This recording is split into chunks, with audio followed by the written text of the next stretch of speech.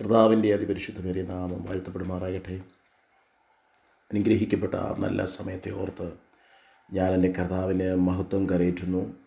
വളരെ അനുഗ്രഹിക്കപ്പെട്ട നല്ല സമയം പ്രിയമുള്ളവരെ അഭിസംബോധന ചെയ്യാൻ കർത്താവ് ഒരുക്കിയ വിലപ്പെട്ട അവസരങ്ങളെ ഓർത്ത് കർത്താവിന് സ്തോത്രം ചെയ്യുന്നു. ചില നേരങ്ങളിൽ നാം പ്രതീക്ഷിച്ചതിന് വിപരീതമായി, നാം കേട്ട ദൈവശബ്ദത്തിന് വിപരീതമായി, നാം കേട്ട വാഗ്ദത്തങ്ങൾക്ക് വിപരീതമായി ജീവിതത്തിൽ പലതും സംഭവിക്കും. എന്നാൽ ആ സമയത്ത് നാം ചിന്തിക്കും, ദൈവം തന്നെ തന്നതാണോ വാഗ്ദത്തങ്ങൾ, പ്രവചനങ്ങൾ ദൈവം കേൾപ്പിച്ചതാണോ എന്ന സംശയങ്ങൾ നമ്മുടെ ഹൃദയത്തിൽ ഉളവാകാറുണ്ട്. ഇന്ന് ഈ തിരുവചനം പരിശുദ്ധാത്മാവിൻ്റെ പ്രിയപ്പെട്ടവരോട് ഇടപെടാൻ ആഗ്രഹിക്കുന്നത് 1 രാജാക്കന്മാരുടെ പുസ്തകം 17-ാം അധ്യായം അതിൻ്റെ 7-ാം വേദഭാഗം ഇങ്ങനെയാണ് വായിക്കുന്നത്. എന്നാൽ ദേശത്ത് മഴ പെയ്യായകയാൽ കുറേ ദിവസം കഴിഞ്ഞ ശേഷം തോട് വറ്റിപ്പോയി. Praise the Lord. ഏലിയാവ് എന്ന ദൈവമനുഷ്യനെക്കുറിച്ചും തൻ്റെ ശുശ്രൂഷകളെക്കുറിച്ചും വളരെയധികം അറിയാവുന്നവരാണ് നമ്മളേവരും. എന്നാൽ ഇവിടെ വായിച്ച വേദഭാഗം ദേശത്ത് മഴ പെയ്യായകയാൽ തോട് വറ്റിപ്പോയി.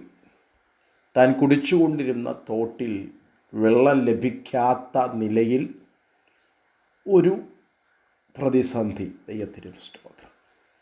എന്നാൽ തൊട്ടു മുകളിലത്തെ വേദഭാഗം വായിക്കുന്നത്, തോട്ടിൽ നിന്ന് അവൻ കുടിക്കും എന്ന് പറയുമ്പോൾ യഹോവയായ ദൈവത്തിനോട് പറഞ്ഞ ഒരു കൽപ്പന, ഒരു പ്രവചനം, ഒരു ദൂത്, നീ ഇവിടെ നിന്ന് പുറപ്പെട്ട് കിഴക്കോട്ട് ചെന്ന് യോർദാന് കിഴക്കുള്ള കെരീത്ത് തോട്ടിനരികെ ഒളിച്ചിരിക്കുക.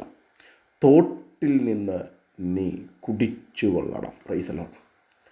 അപ്പോൾ നേരിട്ട് ദൈവം ഏലിയാവിനോട് പറഞ്ഞ ഒരു ശബ്ദം 2-3 വാക്യങ്ങൾക്ക് അപ്പുറമായി ദേശത്ത് മഴ പെയ്യാത്തൊരു സന്ദർഭമുണ്ടായപ്പോൾ യഹോവയായ ദൈവം പറഞ്ഞ വാക്കിന് വിപരീതമായി തോട് വറ്റിപ്പോകുന്നു.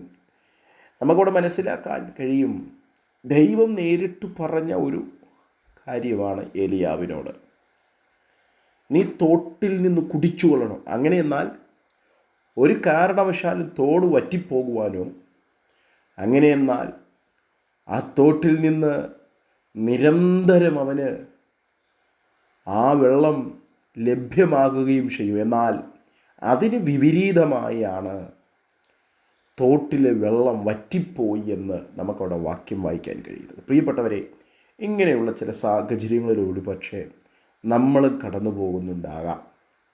കേട്ട വാഗ്ദത്തവും കേട്ട പ്രവചന ശബ്ദവും ഒട്ടും നടക്കത്തില്ല എന്നും അതിനൊട്ടും അനുകൂലമല്ലാത്ത സാഹചര്യങ്ങളിലൂടെ ആയിരിക്കാം ജീവിതത്തിൻ്റെ നൗക ഇപ്പോൾ സഞ്ചരിച്ചു കൊണ്ടിരിക്കുന്നത്. കർത്താവിന് ഇഷ്ടം. ദൈവമല്ലേ പറഞ്ഞത് തോട്ടിൽ നിന്ന് കുടിച്ചു കൊള്ളണമെന്ന്? എന്നിട്ടെന്തേ കാലങ്ങൾ കഴിഞ്ഞപ്പോൾ, സമയങ്ങൾ കഴിഞ്ഞപ്പോൾ അവിടെ വെള്ളം വറ്റിപ്പോയത്? ലഭ്യമാകാനുള്ള സോഴ്സുകൾ നിന്നുപോയത്? ദൈവം കൽപ്പിച്ചതിനകത്ത് എന്തെങ്കിലും മാറ്റമുണ്ടാകുമോ? ദൈവം ഫോഴ്സ്ക്ക് സംസാരിക്കുമോ എന്ന് ഇത്യാദി ചോദ്യങ്ങൾ ഒരു പക്ഷെങ്കിൽ നമ്മുടെ മനസ്സിൽ ഉണ്ടായേക്കാം.